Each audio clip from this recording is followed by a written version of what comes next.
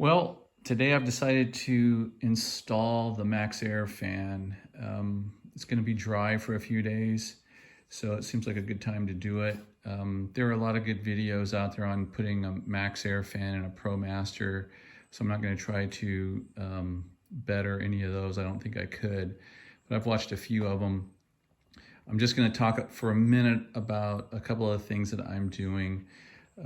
One is that I've got this 1x2 that I'm going to be cutting, and in a minute I'll show you what I'm going to do, but that's basically going to go around the frame to hold it in place on the inside of the van.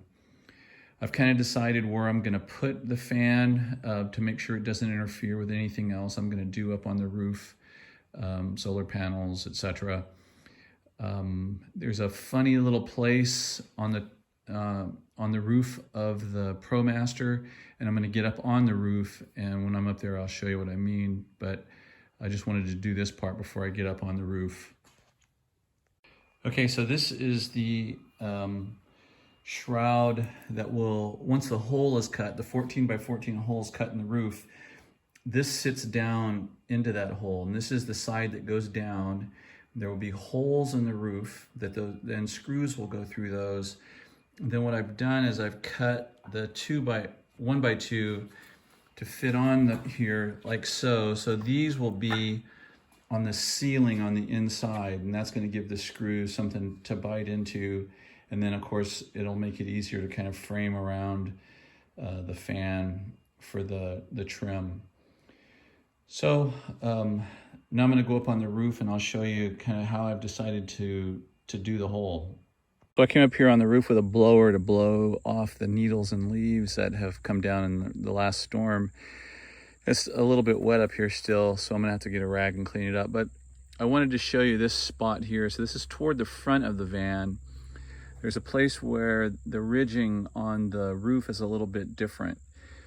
And it's a good place to put the fan for my uses because that's about where I'm going to have my galley. So it'd be great to have, you know, the ability to exhaust any kind of cooking or whatever.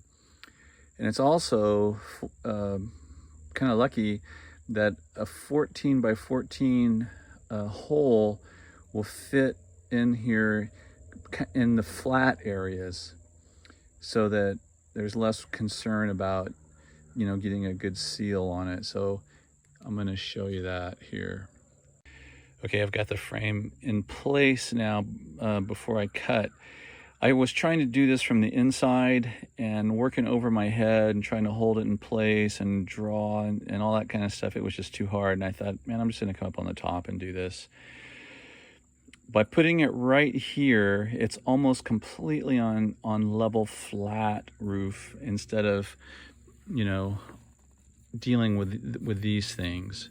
So I think that's gonna be a good place. I'm gonna have to go down and get a cloth and come up here and clean this up before I do anything, but that's sort of how that's sort of how I picked the location, and I just wanted to put that into the video. Well, I've spent a lot of time up on the roof today on this roof vent install, and it seems pretty weird to now be taking a piece of the roof and throwing it into the recycling tub, but that's where it goes.